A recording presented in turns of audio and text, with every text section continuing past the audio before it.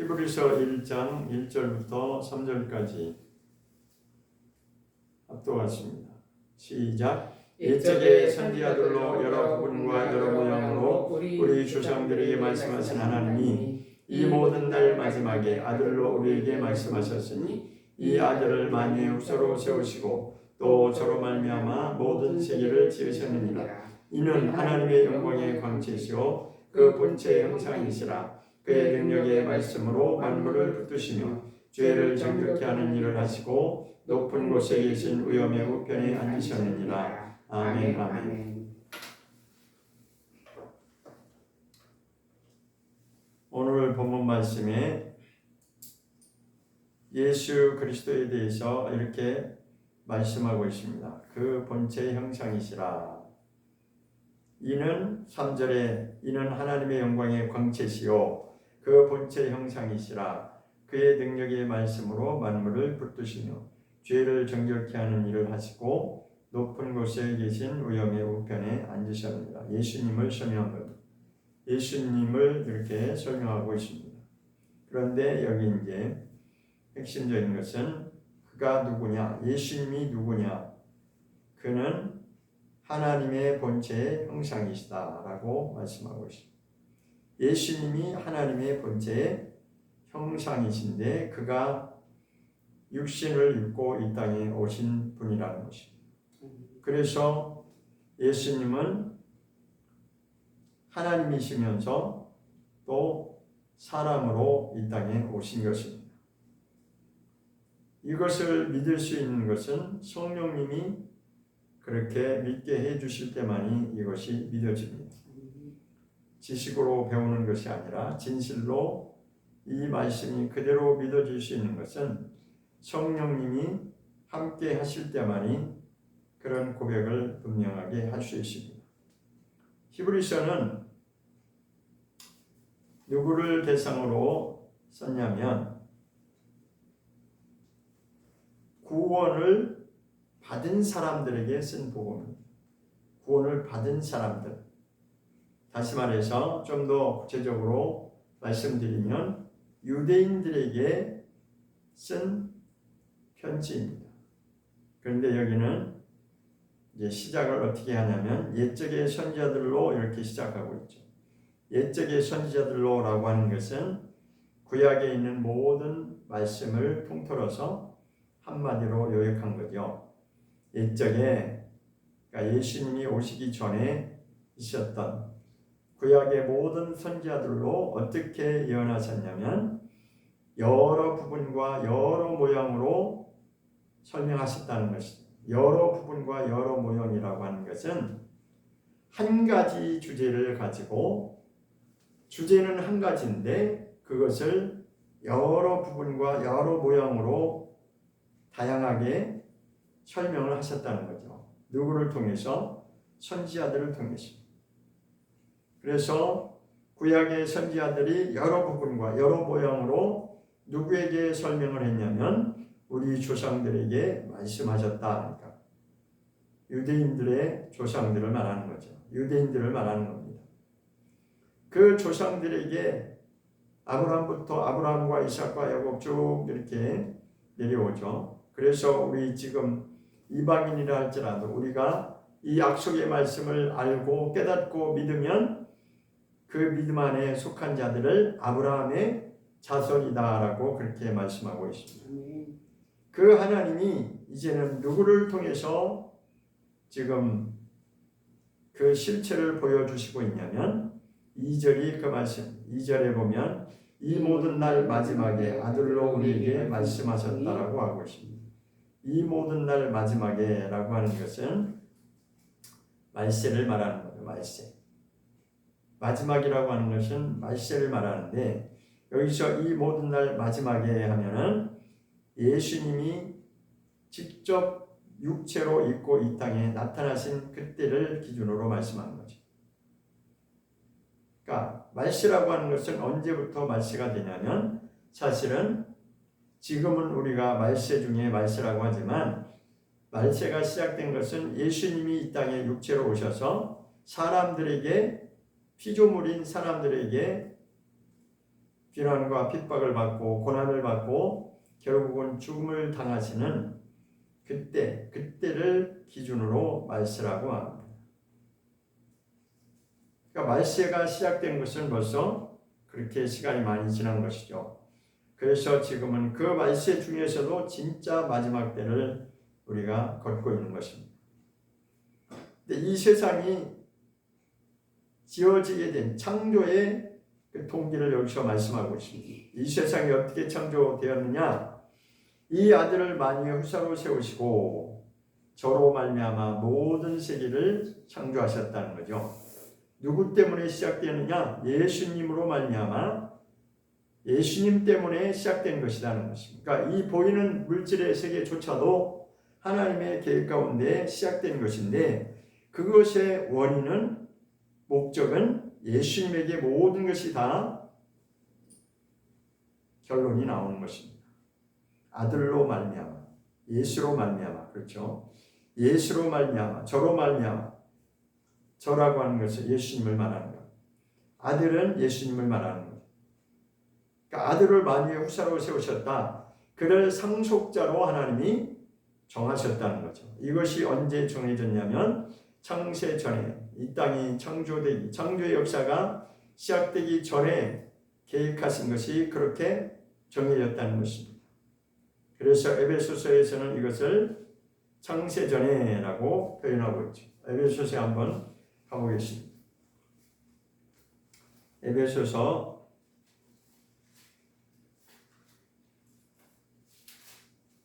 1장의 3절 시작. 찬송하리로다. 하나님과 우리 주 예수 그리스도의 아버지께서 그리스도 안에서 하늘에 속한 모든 신령한 복으로 우리에게 복 주시되 곧 창세전에 그리스도 안에서 우리를 택하사 우리로 사랑 안에서 그 앞에 거룩하고 흠이 없게 하시려고. 하늘에 속한 신령한 복이 있는데 구원받는 것을 말하는, 우리가 구원받아서 하나님의 나라, 하나님께서 뜻하신 그 하나님의 나라로 들어가는 것이 신령한 복이죠. 그 복이 이제 우리에게 복주기로 하나님이 이제 정하신 바가 있는데 이것은 창세전에 그렇게 하나님이 정하신 것이다라고 4절에 말씀하고 있습니다. 그 창세전에 그리스도 안에서, 그러니까 모든 것은 그리스도 안에서 통일되게 하는 것이 말씀의 기준입니다. 창세전에 그리스도 안에서 우리를 택하셨다라고 말씀하시고 우리로 그 사랑 안에서, 하나님의 사랑 안에서, 또 다르게는 그리스도의 사랑 안에서 그 앞에 하나님 앞에서 거룩하고 흠이 없게 하시는 것이 하나님의 뜻이라는 것입니다. 근데 우리는 지금 복음이 어떻게 지금 알고 있냐면 예수를 믿고 예수를 믿으면 구원받고 예수를 믿고 구원받으면 천국에 간다, 이렇게만 알고 있습니다. 그러나 하나님이 우리를 구원하신 목적은 분명한데 구원받은 이후에 우리가 어떻게 살아야 되는지를 분명히 그것을 말씀하고 있습니다. 그것을 위해서 에베소서에서는 거룩하고 흠이 없게 하시려고 라고 이미 정해진 것이다라고, 창세전에 이미 그렇게 하나님이 뜻을 정한 바가 됐다라고 말씀하고 있습니다.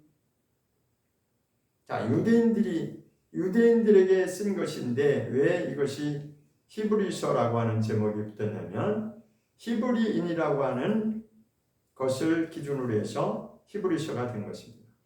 히브리인이라고 하는 것은 유대인들을 말하는데 히브리라고 하는 그 개념이 히브리어로 뭐라고 했냐면 이브리라고 합니다. 이브리라고 하는 것은 뭐냐면 강을 건넜다라고 하는 뜻입니다. 강을 건넜다고 하면 우리는 두 가지를 생각할 수 있는데 첫 번째는 홍해 바다를 건넌 사건이 첫 번째 있었고 두 번째는 가나안 땅에 들어가기 직전에 바로 앞에서 요단강을 건넌 이야기가 성경에 분명히 증거되고 있죠. 그래서 그 강을 건넌 사람들이라고 해서 히브리인들이라고 하는 것이 바로 그것이 동기가 되어서 히브리라고 그렇게 부르는 것입니다. 그러니까 히브리라고 하는 것은 언어로는 이불이라고 그렇게 이제 쓰는데 그것의 뜻이 뭐냐면 강을 건넌 사람들이다. 그래서 그 유대인들에게 쓴 것이 바로 히브리서가 되는 것입니다. 그러니까 강을 건넌 사람들에게 쓴 것이 바로 이 성경의 말씀인 거예요. 당시에 초대교회에 이제 유대인들이 있었는데 유대인들이 중에서 예수님을 구세주로 믿고 돌아온 자들이 있죠. 그렇지만 다 돌아온 것이 아니고 여전히 유대인으로 남아있는 자들이 있었어요. 다시 말해서 유대교를 전통으로 몇천 년 동안 왔었는데 예수님이 오신 이후로 복음이 시작됐고 마가복음 1장 1절에 보겠습니다. 마가복음 1장 1절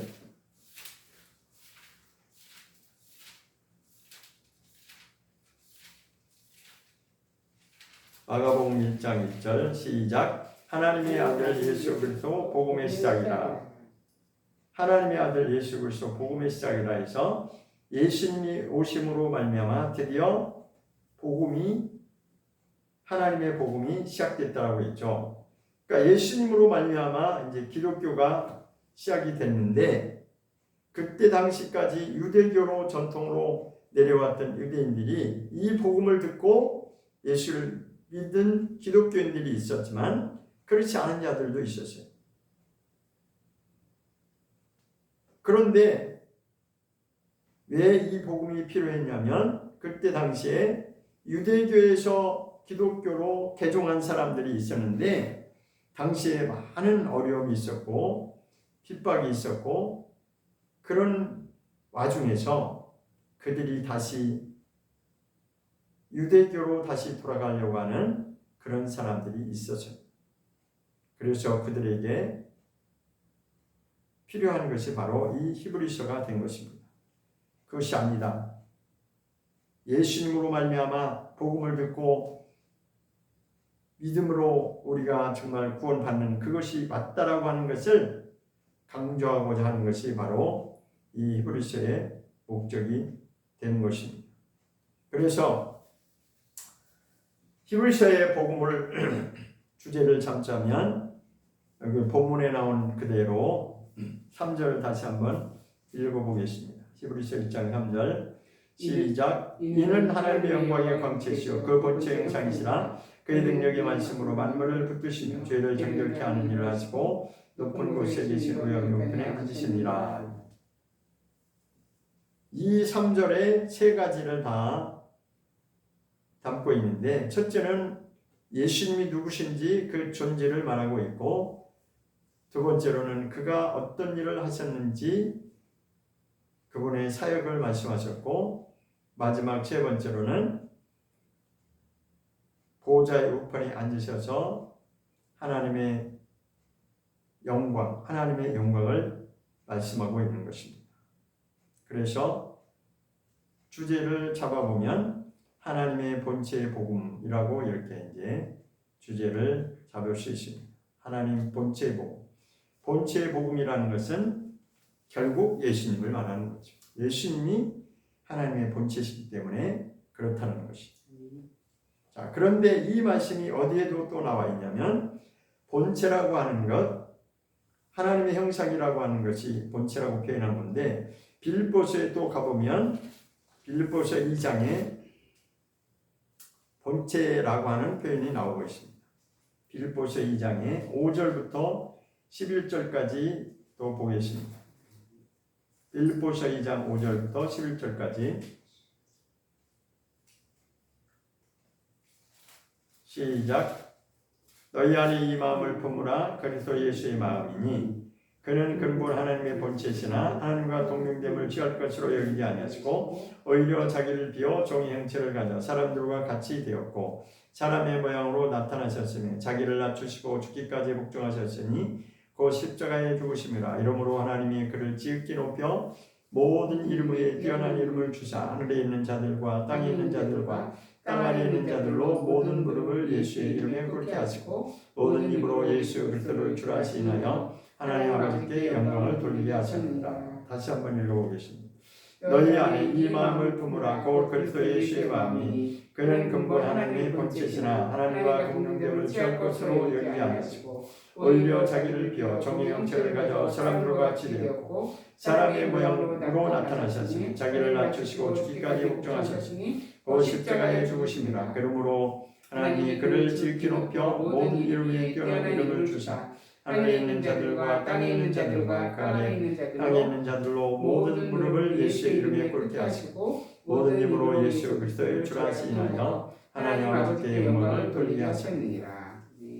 여기도 역시 세 가지로 지금 말씀하고 있는데, 첫 번째는 아들의 존재가 누구인지 존재에 대해서 말씀하고, 두 번째는 그분의 사역이 그분이 이 땅에 오셔서 무슨 일을 하셨는지 하나님 아들의 사역에 대해서 설명하고, 마지막 세 번째는 하나님의 아들의 목적을 말씀하고, 목적 여기서 하나씩 살펴보면 너희 안에 이 마음을 품으라 하고, 그는 곧 예수 그리스도의 마음이죠. 예수 그리스도를 소개하고 있는 것입니다.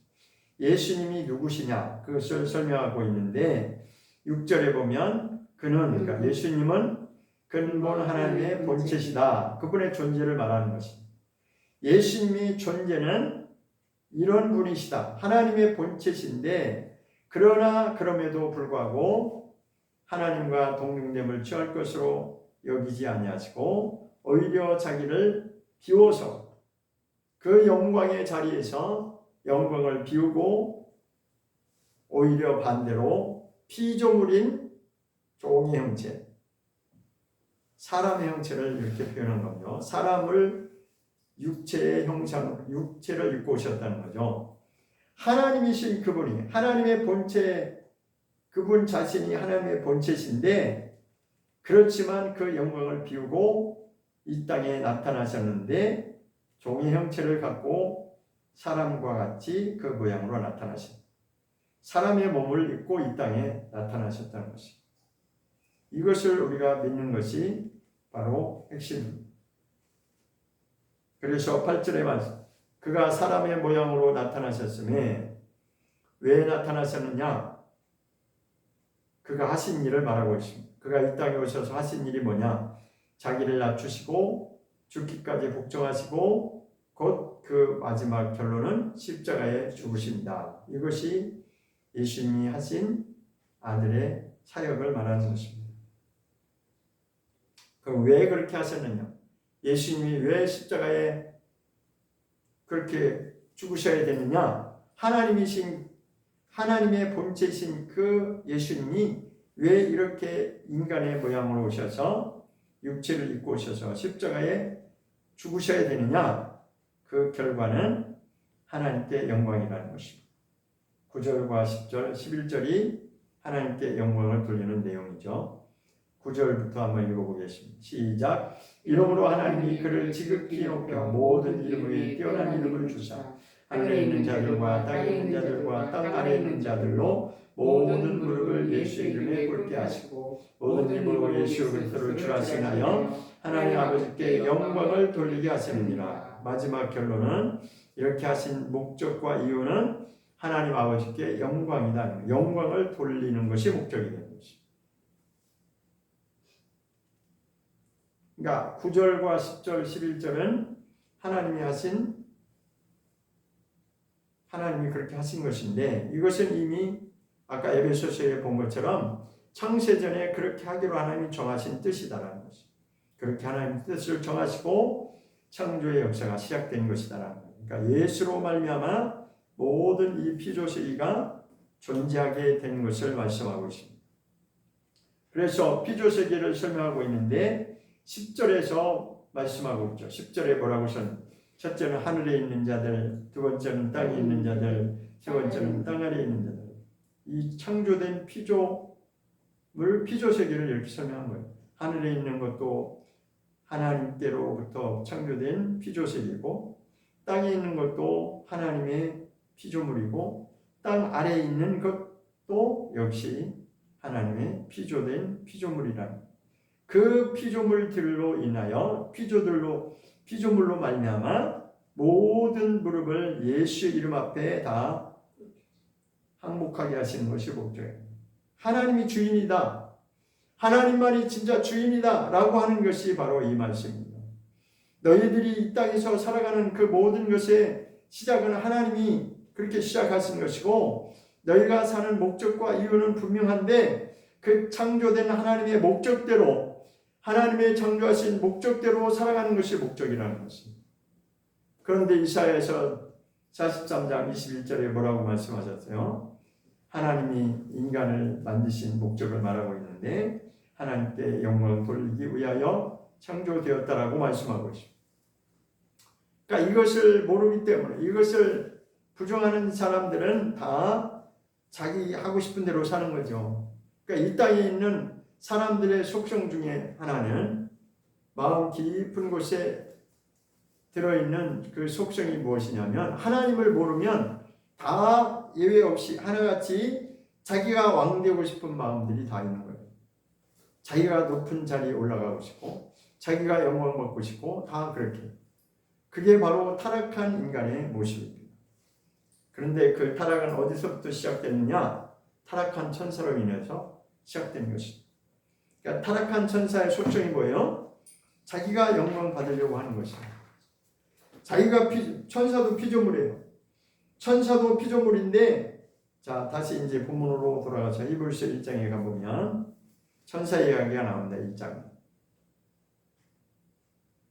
4절부터 천사 이야기가 나오죠.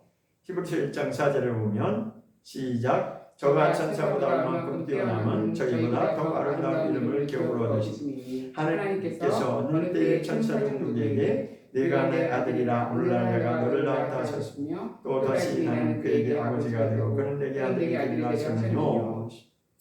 천사를 지금 설명하면서 천사 중에 누구에게도 아들이라고 부른 적이 없다라는 거죠. 천사가 피조물이고 사람도 피조물인데 천사와 사람의 차이는 뭐냐? 천사는 하늘에 그 보이지 않는 영계 하늘에서 지음을 받은 존재가 천사입니다. 그런데 인간은 이 땅에서 이 보이는 물질 세계 이 땅에서 지음받은 존재가 사람입니다. 그런데 그 차이는 뭐냐? 천사는 능력이 많습니다. 천사는 지음을 받을 때부터 능력이 많은 존재로 사람보다 아주 뛰어나고 사람보다 능력이 많아요. 그런데 사람은 굉장히 연약한 존재입니다. 환경의 영향을 받고 추위와 더위의 영향을 받고 사람들 때문에 정말 영향을 받을 수밖에 없는 심히 연약한 그런 존재입니다. 정말 하나님의 은혜가 없이는 살 수 없는 그런 연약한 존재입니다. 그런데 그럼에도 불구하고 천사와 인간의 차이점 중에 하나 가장 중요한 것은 뭐냐면 천사는 구원이 없습니다. 한 번 타락하면 그걸로 구원이 없어요. 그런데 인간에게는 회개할 기회를 주셔서 구원받을 수 있는 길을 열어놓으셨어요. 그것이 아주 가장 핵심적인 중요한 차이점입니다.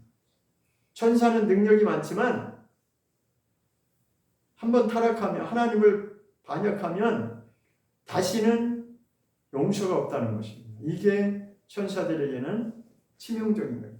그런데 그럼에도 불구하고 천사가 하나님을 도전하고 반역했죠. 그리고 자기의 속성을 그대로 인간에게 그대로 너를 위해 살아라. 네가 최고다. 너 스스로 살 수 있다. 너도 하나님처럼 살 수 있다. 이렇게 거짓말하는 바람에 천사가 타락한 그 모습 그대로 타락한 것이 인간이에요. 그때부터 인간은 아주 불쌍한 존재가 됐는데 어떤 불쌍한 존재가 됐느냐? 다시 하나님께로 돌아오지 못하면 깨닫지 못하면 자기의 존재가 얼마나 존귀한 존재를 못 깨달으면 우상을 숭배하면서 살 수밖에 없는 존재가 되어버린 거예요. 그 우상이 누구로부터 출발된 거냐? 사실은 천사로부터 출발한 것입니다. 자기를 섬기라는 거예요. 그러니까 지금 온 세상에서도 사단을 숭배하는 그 세력들이 바로 그런 존재입니다. 하나님이 주인이시라는 것을 못 깨달으니까 사단이 덫을 놓고 그들을 자기를 섬기게 만드는 거예요.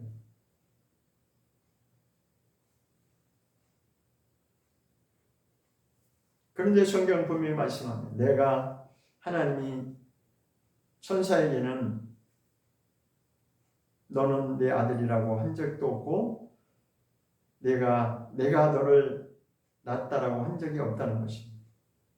그리고 하나님이 그 천사에게는 아버지가 되고 그 천사는 내게 아들이리라 한 적이 하셨느뇨 한 건 뭐예요? 그렇게 말한 적이 없다.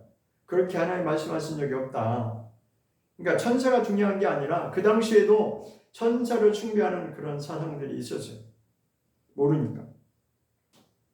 그리고 태양을 숭배하고 태양도 피조물이고 천사도 피조물이고 뭔가 나보다 능력이 많은 것 같아서 천사를 숭배하게 되는 거죠. 그러나 천사가 아무리 능력이 우리 인간보다는 많지만 그러나 하나님 앞에서는 역시 심판받을 수밖에 없는 타락한 존재들이라는 거죠. 자, 그런데 6절부터 뭐라고 하시죠? 내가 맏아들을 이끌어 세상에 다시 들어오게 하실 때에 맏아들 예수님을 말하는 거죠.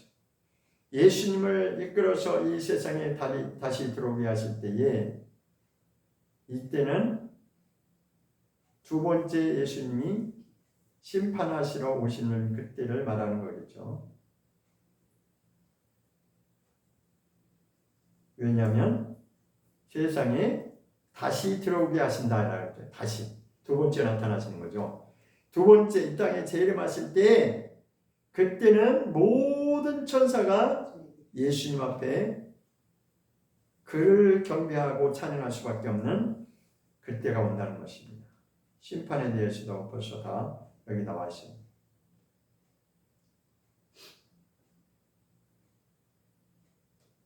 그래서 우리 인간은 심히 연약하고 정말 굉장히 제한적으로 살 수밖에 없는 존재이나 그러나 하나님이 우리에게 계속해서 이 복음을 말씀하시는 것은 뭐냐? 대단히 큰 영광이 있다. 너희에게는 천사보다도 더 큰 영광이 기다리고 있다는 것을 말씀하는 거예요. 그것을 히브리서에서 뭐라고 표현하고 있냐면 큰 구원이라고 표현하고 있습니다. 2장에 가보겠습니다. 히브리서 2장은 큰 구원에 대해서 지금 설명하고 있는 거예요. 히브리서 2장 1절을 보겠습니다.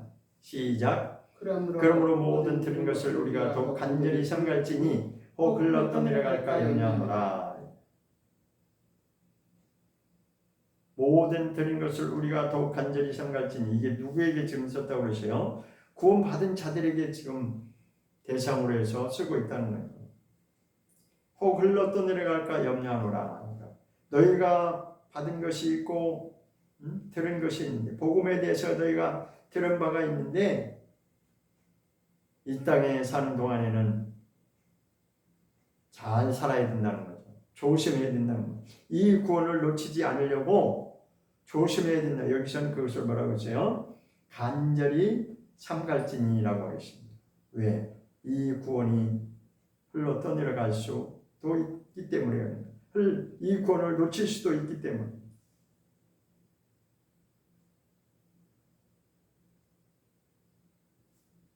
이 절에 보면 천사로 하신 말씀이 견고하게 되어 모든 범죄함과 순종치 아니함이 공면된 복음을 받았거든. 이 심판에 대해서 지금 말씀하고 있는데, 자, 이미 정해졌다는 것입니다. 타락한 천사들 그리고 모든 범죄한 것들, 순종치 아니하는 것들, 공의의 심판이 이미 정해졌다는 것입니다. 3절에 뭐라고 말씀하냐면 우리가 이같이 큰 구원을 등한히 여기면 어찌 피하리요? 이렇게 말씀하고 있습니다. 우리는 이제 구원받은 자들을 말하는 겁니다. 구원받은 자들, 이 구원받은 우리가 이 큰 구원을 하찮게 여기면 안 된다. 가볍게 여기지 말라는 거예요. 이 구원을 값싸게 값싼 구원으로 그렇게 취급하지 말라는 거예요. 굉장히 아주 큰 구원이라고 표현하고 있는데 대단한 것, 이 구원 받는다고 하는 것은 정말 엄청난 일이라는 것입니다. 그런데 너희가 이 구원을 하찮게 여기고 값싼 구원으로 그렇게 함부로 하면 어찌 피하리요? 어찌 피하리요? 무슨 뜻이겠어요? 심판을 피할 수가 없다는 거죠. 심판을 어찌 피하리요? 그런 말씀입니다. 너희가 이 큰 구원을 예수 그리스도의 십자가의 피값으로 말미암아 구원이 완성되었는데 이 큰 구원을 너희가 하찮게 여기고 값싸게 여기고 함부로 하면 함부로 살면 안 된다는 거죠.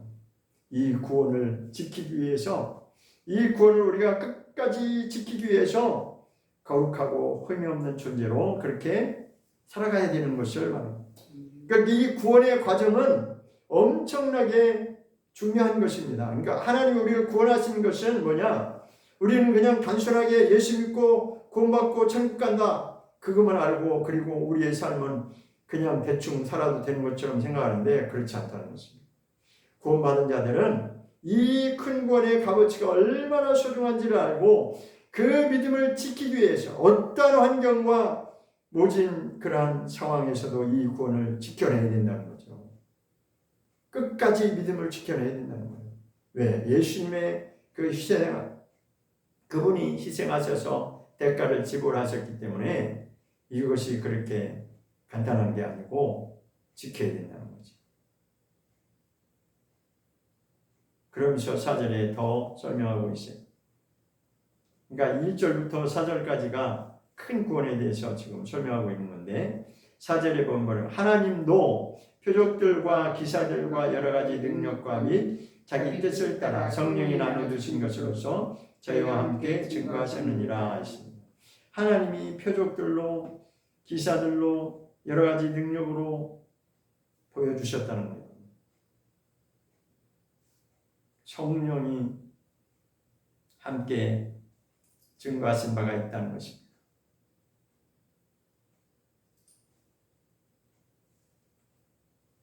그러므로 우리는 창세전에 이미 정하신 이 하나님의 뜻, 근본 하나님의 본체가 되신 예수님이 이 땅에 오셔서 인간의 구원을 이루려고 대가 지불한 것이 얼마나 큰 구원인지를 분명히 알고 이 믿음을 지키는데 모든 삶을 다 집중해야 된다는 거죠.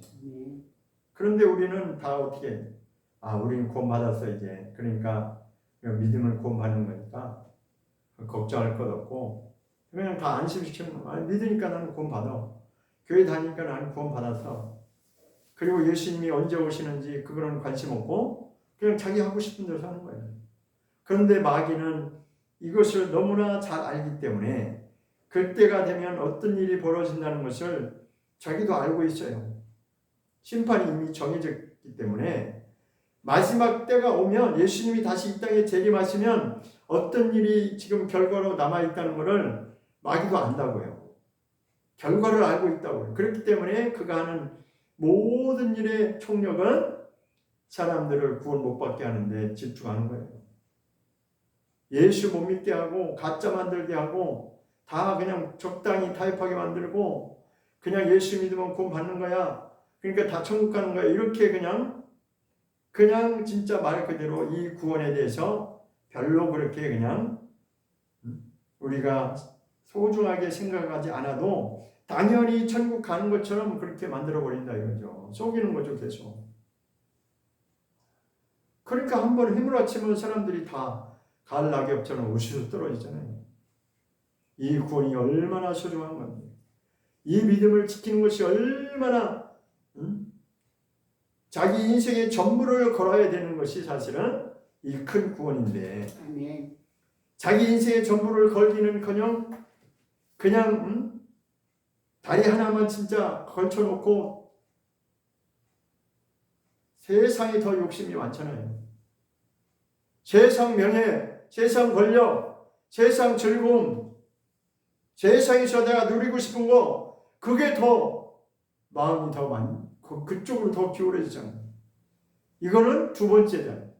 우선순위가 세상이고 두 번째가 내가 어차피 난 구원 받으니까 뭐 구원 받는 거야. 그러니까 적당히 해도 돼. 이렇게 생각하잖아. 적당히 해도 된다고 성경에 말한 적이 없어요.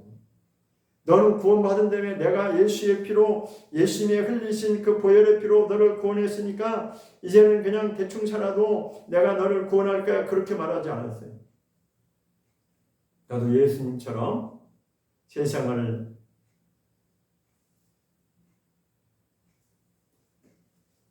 세상에 관한 욕심을 버리고 예수님을 따라야 된다고 했죠.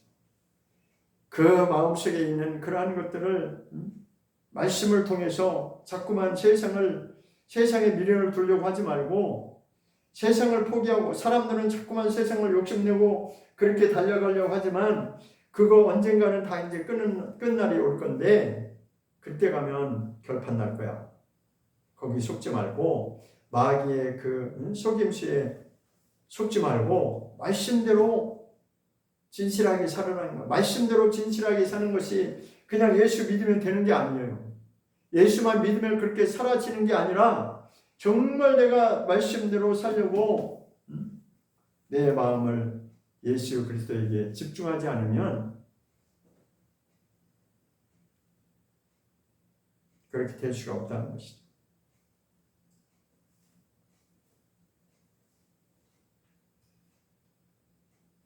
자, 3장에 한번 가보면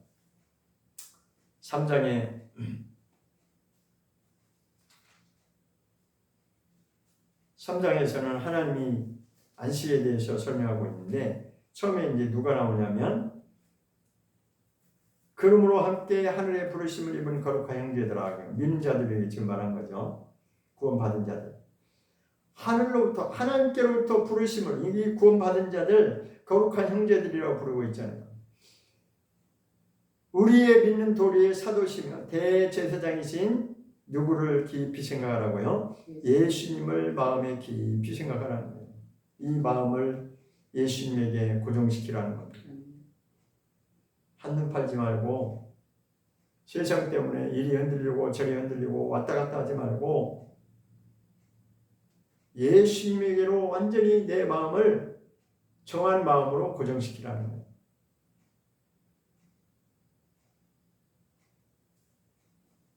저가 자기를 세우신 얘기에 충성하시기를. 그런데 그 뒤에 3절부터 누가 나오냐면 모세 이야기가 나오죠. 모세가 충성한 이야기가 나옵니다. 이게 왜 모세 이야기가 나왔냐면 모세가 이스라엘 백성들을 이끌어냈고 홍해바다를 건넜고 그 다음에 이스라엘 백성들을 구원하는 그 믿음의 여정을 모세가 했잖아요. 그래서 그 당시만 해도 유대인들의 이 마음속에는 모세를 아주 그냥 대단한, 그러니까 마치 그냥 모세가 하나님처럼 그렇게 생각될 수밖에 없는 그런 마음들이 있었어요. 그런데 모세보다 더 뛰어난 자가 누구냐? 예수님이다라는 그거를 말하고 싶은 거예요, 사실은. 그게 뭐냐면 5절에 가보면 이렇게 말씀했어요. 5절 3장 5절에 가보면 시작. 또한 모세는 장래에 말할 것을 증거하기 위하여 하나님의 온 집에서 서원으로 충성하였고 있습니다. 그러니까 모세도 사실은 이 실상이 뭔지를 알았기 때문에 모세도 그리스도를 알았다고 그랬잖아요. 히브리서에 보면은 뒷부분에 가면 이렇게 모세도 그리스도를 위하여 살았다고 그렇게 나오잖아요. 그러니까 모세는 충성된 자로 정말 하나님께 충성을 했는데 하나님의 온 집에서 충성했다. 그게 뭐냐면 사환으로 충성했다라는 것입니다. 그러니까 사환이라고 하는 것은 종을 말하는 거죠.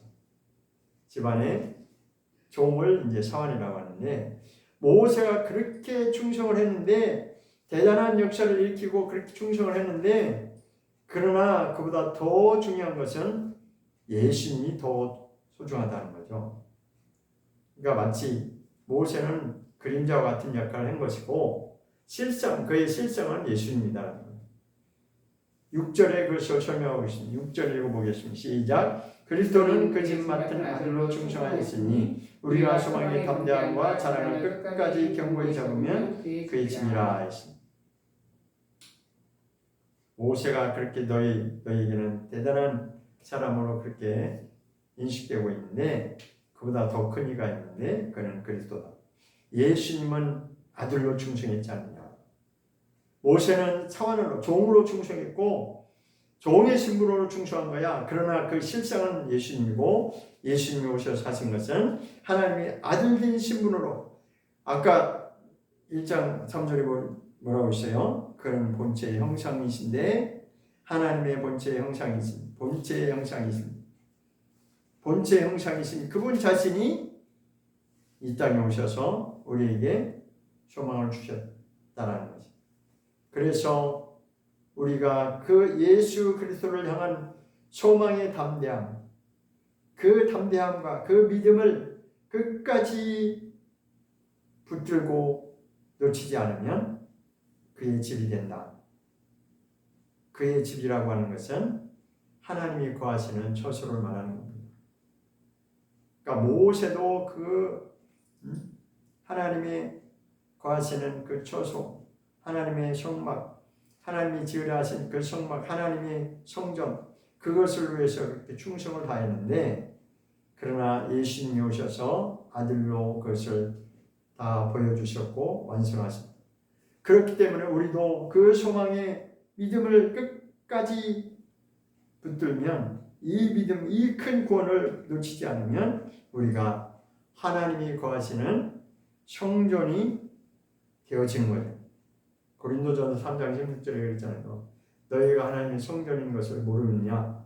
그러니까 우리가 하나님의 성전된 존재라는 것이고 그 하나님이 거하시는 성전된 존재가 되어야 된다는 거예요. 결론은 그것을 이루기 위해서 이 모든 복음의 역사가 처음부터 시작된 것이고 완성된 것입니다. 결론은 우리가 성전이 되어야 됩니다. 우리가 성전이 된다는 것은 하나님이 우리와 함께 하시는 그런 존재가 되어야 된다는 거예요. 왜냐하면 예수님이 오셔서 내가 성전이라고 그랬잖아요. 내가 성전이다. 그러니까 자신의 육체를 두고 내가 성전이야. 저 성전 너희가 46년 동안 지었지만 저거 다 험으로 내가 3일 만에 다시 완성할 거야. 그건 십자가 사건을 말하는 거죠. 3일 만에 죽으시고 나서 3일 만에 다시 부활하면 하나님의 성전이 완성된다는 거예요. 그러면 존재 자체가 하나님의 성전이라는 거예요. 그럼 우리도 예수를 믿고 예수님이 가신 길을 따르는 우리 믿는 자들의 존재도 하나님의 성전이 되어야 되는 것이 바로 하나님의 뜻입니다. 예수 믿고 내 마음대로 사는 게 아니라 세상 풍속대로 그대로 똑같이 따라가는 게 아니라 이제는 영원한 안식에 들어가기 위해서 그렇게 살아야 됩니다. 그러면서 3장에서 안식에 못 들어간 자들이 있다. 그 이스라엘 백성들의 유대인들에게 지금 설명하고 있는 거예요. 쭉 설명하고 있잖아요. 안식. 잠깐 8절부터 뭐라고 설명하고 있습니다. 오늘날 너희가 그의 음성을 듣거든 노하심을 격동하여 광야에서 심하던 때와 같이 너희 마음을 강팍하게 하지 말라. 광야의 사건을 말하고 있죠. 민수기 광야의 사건 이야기를 기록하고 있는 거예요. 그때 그 이스라엘 백성들 너희 조상들이 그랬지 않느냐. 홍해바다 건넜지만 큰 이적을 보고 그렇게 구원을 받았지만 하나님이 최고라고 그렇게 한 적도 있었지만 막상 광야에 나와서 그들이 강팍해져 가지고 하나님 말씀을 불순종했지 않느냐. 그 얘기하는 거예요. 40년 동안 9절 40년 동안에 내가 일으킨 일들을 다 보았다는 거예요. 하나님이 하신 일들을 다 보았다는 거예요.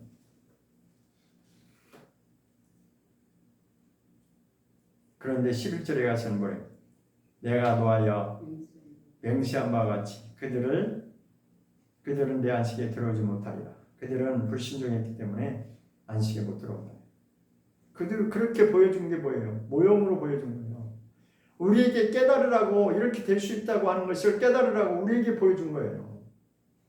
그때 그 당시의 사건으로 끝나는 것이 아니라 이스라엘 백성들만 해당되는 것이 아니라 후 세대에 일어날 많은 믿음의 사람들에게도 이것을 경고하고 깨닫게 하는 거죠. 못 깨달으면 너희도 똑같이 될 수 있다는 거죠.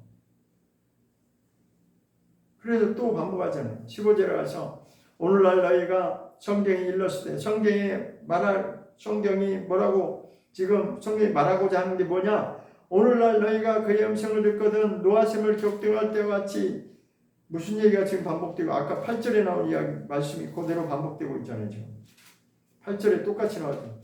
오늘날 너희가 그의 음성을 듣거든 노하심을 격등할 광야에 심어둔 때와 같이 마음을 강팍하게 하지 마라.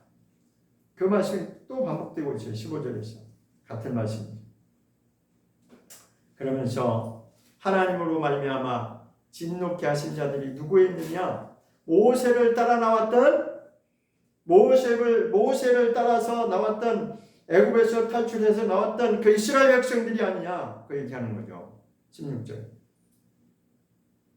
그런데 하나님이 40년 동안에 누구 때문에 하나님이 진노하셨느냐? 그들 때문에 아니냐. 그 이스라엘 홍해바다 건너 나왔 모세를 따라 나왔던 그 세대들, 광야에서 엎드러진 그 실패한 자들, 그들이 아니냐. 이스라엘 백성들을 말하는 거죠. 그러면서 18절에 말씀합니다. 또 하나님이 누구에게 맹세했느냐? 그의 안식에 들어오지 못하리라고 누구에게 하나님이 말씀하고 있느냐? 똑같이 그때나 지금이나 순종치 아니하는 그들에게 그런 일이 벌어진다. 그런데 그들 이스라엘 백성들 이야기를 이제 마치면서 4장으로 넘어가잖아요. 4장에 넘어가면서 우리도 조심해야 된다. 그 얘기하는 거예요. 너희도 조심해야 된다. 그때만 그런 것이 아니라 지금도 동일하다는 거예요. 4장 1절을 읽어보겠습니다. 시작. 그러므로 우리는 두려워할지니 그의 안식에 들어갈 약속이 남아있을지라도 너희 중에 미치지 못할 자가 있을까 합니다. 우리들을 향해서 말하는 거잖아요. 우리도 조심해야 돼요. 두려워한다는 거예요. 조심해야 된다. 너희의 이 구원을 가볍게 여기면 안 된다는 거예요. 그 안식에 들어갈 약속, 하나님 나라에 들어갈 약속이 똑같이 주어졌지만 약속이 지금 남아있지만 아직 끝나진 않았지만 약속이 남아있다는 거예요. 아직 기회가 있다는 거죠. 그렇지만 너희 중에도 미치지 못할 자가 일어난다는 거죠. 미치지 못한다는 게 뭐예요? 그 안식에 들어가지 못하는 자가 일어난다는 거예요. 그때와 똑같이. 어떻게 하면? 불순종합니다. 믿지 아니하고 이것을 경솔히 여기면 함부로 살면 말씀대로 살지 아니하고 불순종하면 안식에 못 들어갈 자도 나온다는 거죠.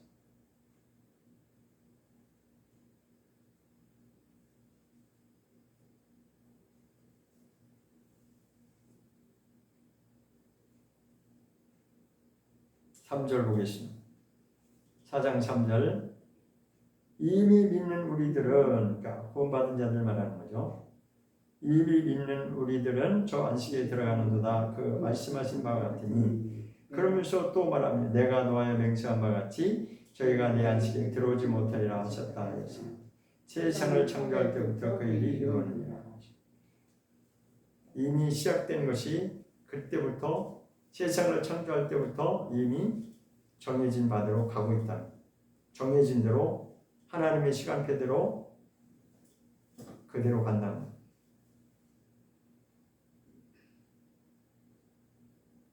이 복음은 우리가 분명히 깨닫고 나가야 되고 끝까지 이 큰 구원에 대해서 소중히 여기고 지켜야 되는 것을 분명히 말씀하고 있습니다. 그래서 4장까지 하나님의 존재에 대해서 예수님의 존재에 대해서 말씀하시고 그 다음에 5장부터 이제 쭉 설명하는 것이 그분이 이 땅에 오셔서 하신 사역을 설명하고 있는 것입니다. 대제사장으로 오셔서 그가 하신 일이 무엇이냐? 결론은 십자가의 사건을 통해서 그가 제물이 되시고 그가 직접 제사장이 되시고 그가 직접 성전을 이루시는 그 사건을 설명하고 있는 거죠. 그러니까 5장부터 10장까지는 레위기의 내용들을 풀어서 설명해 주고 있는 겁니다. 그러면서 이제 마지막 부분에 가서는, 결론 부분에 가서는 우리가 어떻게 살아야 되는지를 11장부터 믿음으로 이제 나가고 있습니다. 믿음이라는 것이 뭔지를 11장부터 말하고 있는 겁니다. 믿음. 우리가 이제 11장 믿음장이라고 잘 알고 있죠. 믿음은 해서 11장 1절 보면, 히브리서 11장 1절에 가면 시작. 믿음은 바라는 것들의 실상이고 보지 못하는 것들의 증거다. 믿음은 이런 거야. 믿음은 이런 것이다. 우리가 바라는 그것들의 실상이고, 이것은 모형이 아니라 실상이고, 보지 못하는 것들이 이 하나님 나라, 우리가 눈에는 안 보이지만, 하나님도 눈에 안 보이지만 이거는 정말 진짜 실상이다. 예수님이 그것을 완성하셨고 보여주신 바가 되었기 때문에 이제는 모든 것이 예수님이 다시 오실 때 다 드러난다는 겁니다. 지금은 사람들이 다 자기네들이 최고로 그렇게 나름 살아가고 있지만 그때 가서는 다 결판난 날이 온다는 것입니다. 선진들이, 믿음의 선진들을 말하는 거죠. 믿음을 가진 그 선진, 믿음을 갖고 믿음을 지키다가 간 그 선진들이 있는데 그들도 증거를 받았다는 겁니다.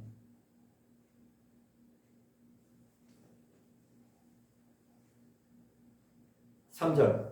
믿음으로 모든 세계가 하나님 말씀으로 지어진 줄을 우리가 아나니 보이는 것은 나타난 것으로 말미암아 된 것이 아닙니다. 그러니까 보이는 세계와 보이지 않는 세계를 두 가지를 지금 여기서 같이 설명하고 있는 거예요. 정말 우리가 믿음이 무엇인지를 이제 눈을 뜨기 시작하면 이 모든 세계는 뭐예요?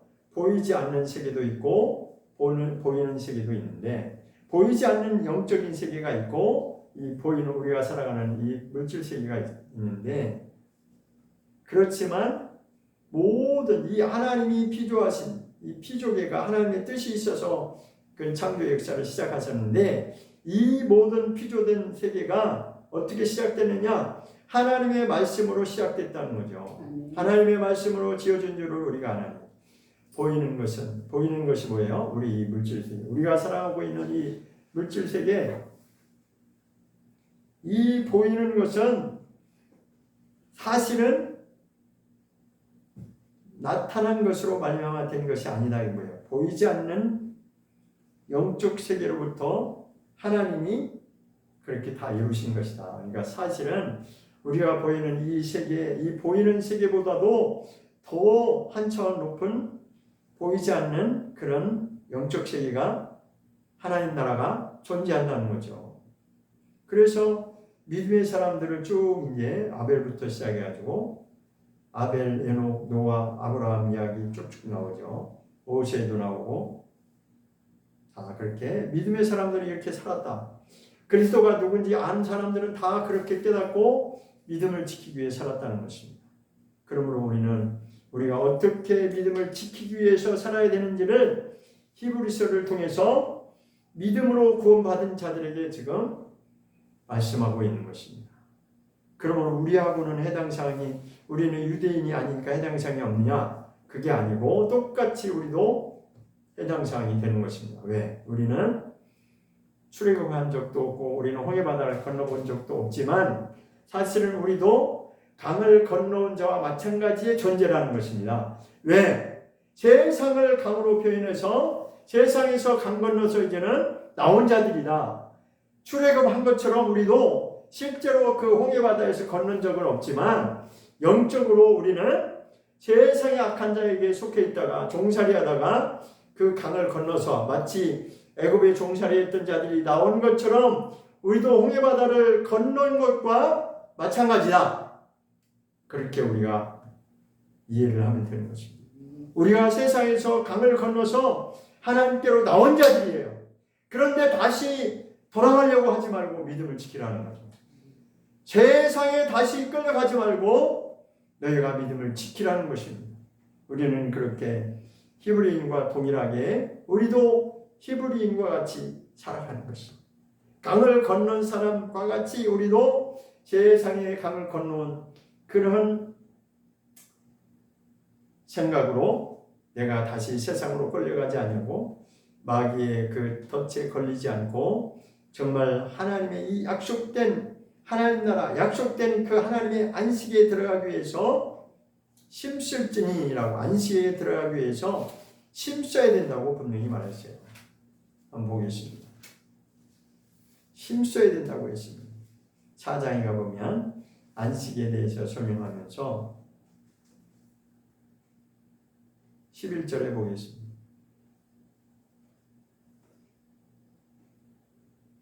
8절부터 보면 만일 여호수아가 저에게 안식을 주었다면 그 후에 다른 날을 말씀하지 아니하셨으리라.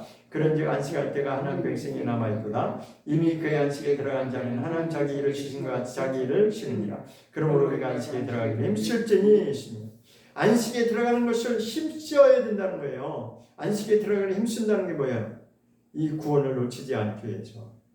이 구원, 이 믿음으로 구원받는 이 믿음을 지키는 것에 대해서 그냥 되는 것이 아니라 정말 우리가 안식에 들어가기를 힘써야 된다는 거예요. 여기서 여호수아 이야기가 나온 이유는 뭐예요? 여호수아가 그 가나안 땅에 들어가서 안식을 말하고 있는데 그거는 모형이라는 겁니다. 그거는 실상이 아니고 그건 모형으로 보여준 이야기예요. 이스라엘 백성들이 보여준 것은 가나안 땅에 들어가는 것이 안식이라고 그렇게 보여준 거는 그거는 모형으로 보여준 거예요. 그런데 이제는 하나님의 백성에게 안식할 때가 남아있다고 9절에 말했죠. 안식할 때가 남아있다는 건 뭐예요? 우리 믿음의 사람들이 진짜 이제 구원을 받아서 하나님 나라로 들어가는 그 안식이 실상으로 들어가는 그 안식이 남아있다는 겁니다. 그때가 언제 계세요? 예수님이 오시면 이게 다 결판나는 거죠. 예수님이 다시 재림하실 그때가 되면 진짜 안식의 영원한 나라에 들어갈 자는 들어가고 심판에 들어갈 자는 심판으로 결론이 난다는 것입니다. 우리는 정말 이 말씀 앞에서 겸손한 자가 되어서 끝까지 말씀대로 순종하는 우리가 될 수 있기를 예수 이름으로 축원합니다. 기도하겠습니다.